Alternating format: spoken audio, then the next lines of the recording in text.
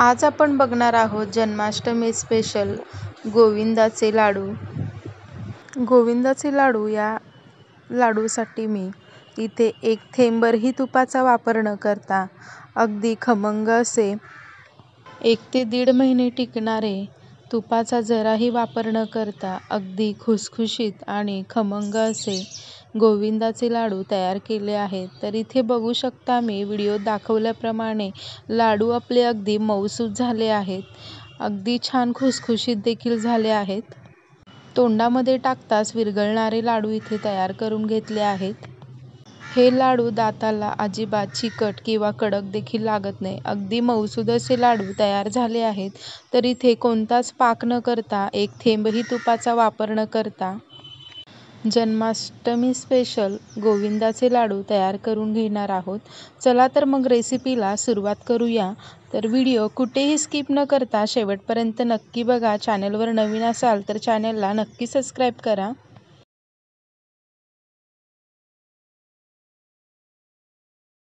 गोविंद लाडू करण्यासाठी इथे आपण साहित्य बघणार आहोत। साहित्यामध्ये मी 1 वाटी पोहे घेतले आहेत, त्याच वाटीच्या प्रमाणे 1 वाटी इथे मी मखाणे घेतले आहेत।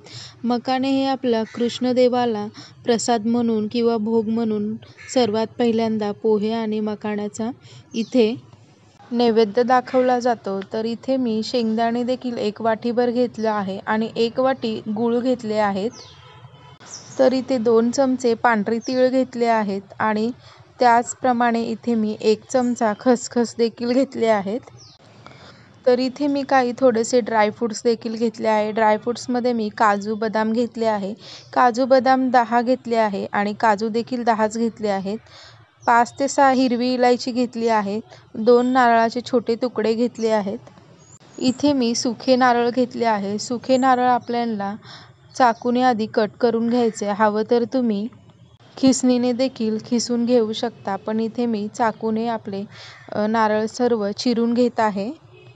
तर अशा पद्धतीने आपण सर्व नारळ चिरून घेणार आहोत। गॅसवर इथे मी गॅस पेटवून घेतला आहे आणि गॅसवर आपली कढई गरम होण्यासाठी ठेवली आहे। गॅस आपला लो टू मीडियम हीटवर ठेवला आहे आणि सर्वात पहिल्यांदा आपण या कढईमध्ये पोहे भाजून घेणार आहोत। तर इथे गॅस आपला कुठेही मोठा न ठेवता पोहे अगदी आपले मंद किंवा मध्य आचेवर गॅस ठेवून खमंग होईपर्यंत भाजून घ्यायचे, म्हणजेच पोहे आपले छान फुलले पाहिजेत।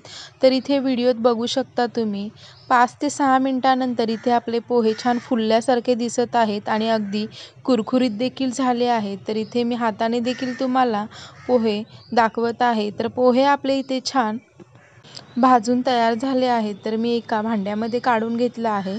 तर इथे आपण याच कढईमध्ये मखाणे देखील भाजून घेणार आहोत। तर इथे बघू शकता 1 थेंब देखील मी तुपाचा वापर न करता पोहे आणि मखाणे हे दोन्ही देखील छान आपण खमंग अगदी रंग बदलेपर्यंत, हलकासा रंग बदलेपर्यंत इथे आपण भाजून घेतले आहे।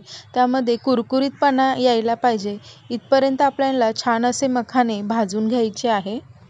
तर इथे बघू शकता हलकासा मखाण्यांचा रंग देखील बदलला आहे। तर आपण ते देखील एका भांड्यात काढून घेणार आहोत।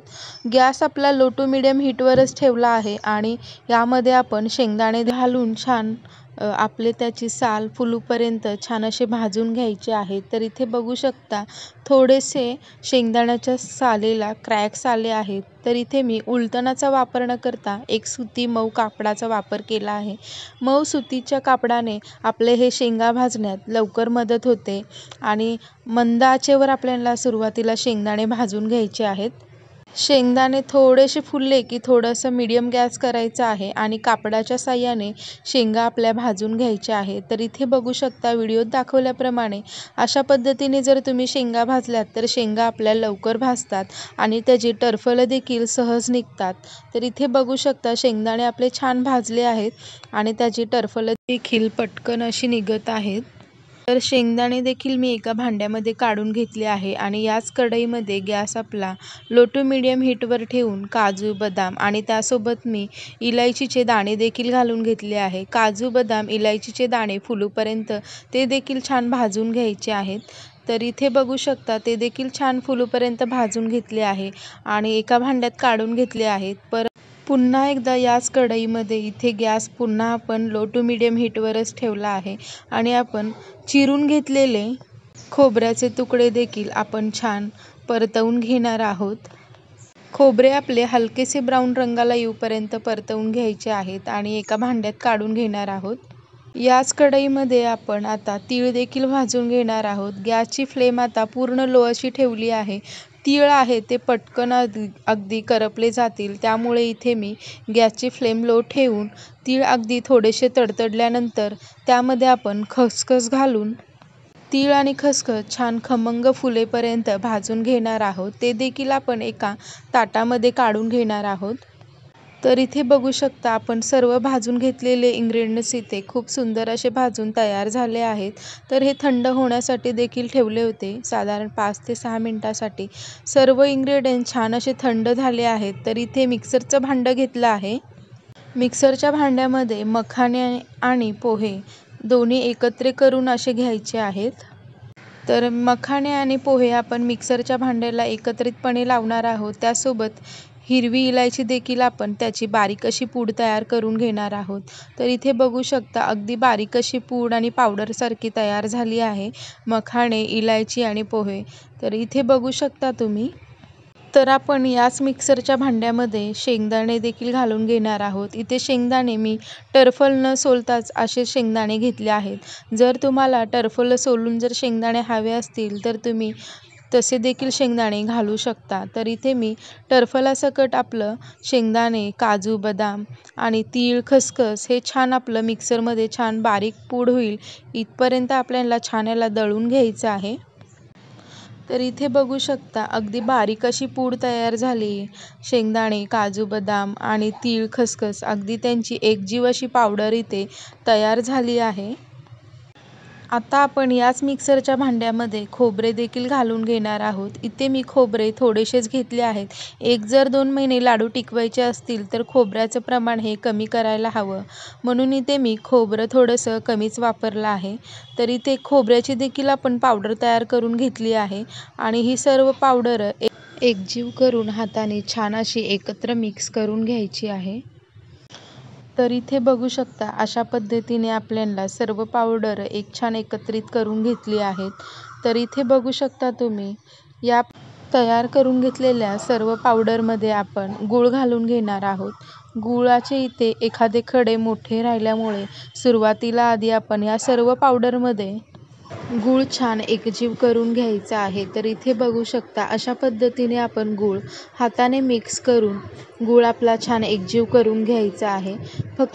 फक्त गूळ हे आपल्या हाताने छान असं मिक्स करून घ्यायचं आहे. गूळ मिक्स झाल्यानंतर आपल्याला मिक्सरच्या भांड्यामध्ये फिरवून घ्यायचं आहे. अगदी 2 ते 3 मिनिटासाठी पल्स मोडवर एक छान बँडिंग येईल इतपत आपल्याला ही पावडर मिक्सरला फिरवून घ्यायची आहे. तर इथे बघू शकता तुम्ही एक छान असा गोळा तयार होतोय लाडूच्या आकाराचा. अशा पद्धतीची बाइंडिंग या पावडरला आली पाहिजे. अशा पद्धतीने आपण मिक्सरला फिरवून घेऊया. तर इथे बघू शकता सर्व मी इथे पावडर मिक्सरला छान अशी फिरवून घेतली आहे. गूळ देखील आपले एकही गुळाचे खडे अजिबात राहिले नाहीत. सर्व गुळाचे खडे या छान लाडूमध्ये वितळले आहेत. तर इथे लाडू वळण्यासाठी सारण तयार झालं आहे. तर इथे एक थेंब देखील तुपाचा वापर नाही केला. आपण या फक्त सगळे ड्रायफ्रूट्स आणि पोहे, मखाणे आणि गूळ याच्यातच आपले हे लाडू अतिशय छान असे वळले जात आहे. लाडूला एक अशी छान बँडिंग देखील आली आहे. तर बघू शकता तुम्ही आणि लाडू पटकन आपल्या हाताने वळला जात आहे. तर इथे बघू शकता तुम्ही हाताला थोडंसं तूप देखील लागल्यासारखं वाटत आहे. पण इथे मी एक थेंब देखील तुपाचा वापर न करता लाडू आपले छान वळून घेतले आहेत. तर अशाच पद्धतीने आपण सर्व लाडू तयार करून घेणार आहोत. पण मी तुम्हाला एक लाडू तर वळून दाखवलाय, तर मी दोन्ही हाताने देखील लाडू तुम्हाला वळून दाखवत आहे. लाडूची बँडिंगच एवढी सुंदर झाली आहे की लाडू आपले पटकन आणि छान वळले जात आहेत. तर या जन्माष्टमीला तुम्ही अशा पद्धतीचे घरी लाडू नक्की ट्राय करा. तर या जन्माष्टमीला तुम्ही श्रीकृष्णाला नैवेद्य म्हणून या लाडवाचा तुम्ही नैवेद्य दाखवू शकता. तर इथे बघू शकता दोन्ही देखील लाडू मी हाताने एकत्रच वळले आहेत. ते लाडू देखील अगदी गोल असे झाले आहेत. कोणतेही लाडू आपले इथे तुटले नाहीत किंवा मोडले देखील नाहीत. कोणत्याही पाकाचा वापर न करता अगदी मऊसूद आणि दाणेदार इथे लाडू तयार करून घेतले आहेत. नैवेद्यासाठी म्हणून इथे मी 11 लाडू तयार करून घेतले आहेत. जे मी परफेक्ट मेजरमेंट सांगितलं होतं, इथे मी वाटीचं प्रमाण सांगितलं आहे.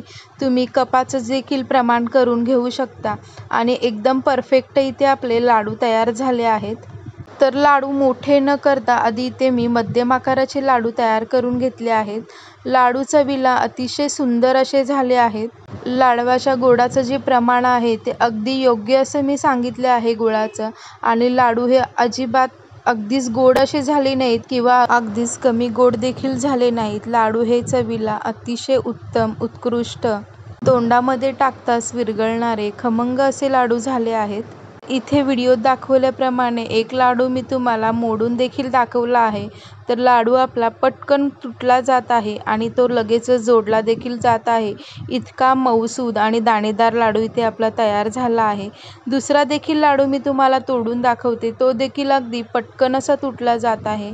तर इथे बघू शकता तुम्ही किती सुंदर असे आपले लाडू तयार झाले आहेत. कोणताही पाक न करता, तुपाचा वापर न करता अगदी मऊसूद दाणेदार गोविंदाचे लाडू इथे तयार झाले आहेत. व्हिडिओ कसा वाटला आहे कमेंट करून नक्की सांगा. जर तुम्हाला माने रेसिपी सोलापूरचे व्हिडिओ आवडत असेल तर व्हिडिओला लाईक, शेअर आणि चॅनेलला नक्की सबस्क्राईब करा. जर तुम्हाला माने रेसिपीचे व्हिडिओ खूप जास्त आवडले असतील तर समोर असलेल्या बेल आयकॉन बटनला प्रेस करून माने रेसिपीचे असेच नवीन रेसिपीचे नोटिफिकेशन मिळवत राहा. तर तुम्हा सर्वांना येणाऱ्या जन्माष्टमीच्या खूप शुभेच्छा. इथे मी तुम्हाला गोविंद लाडवाची चव देखील सांगत आहे. लाडूमध्ये छान खोबरे, सर्व ड्रायफ्रूट्स आणि मखाणे, पोहे याची छान अशी अतिशय चव छान येत आहे. गुळामध्ये लाडू मिक्स झाल्यामध्ये छान तोंडामध्ये टाकताच रेंगाळणारे आणि विरघळणारे इथे लाडू, गोविंद लाडू अतिशय चवीला उत्तम असे झाले आहेत.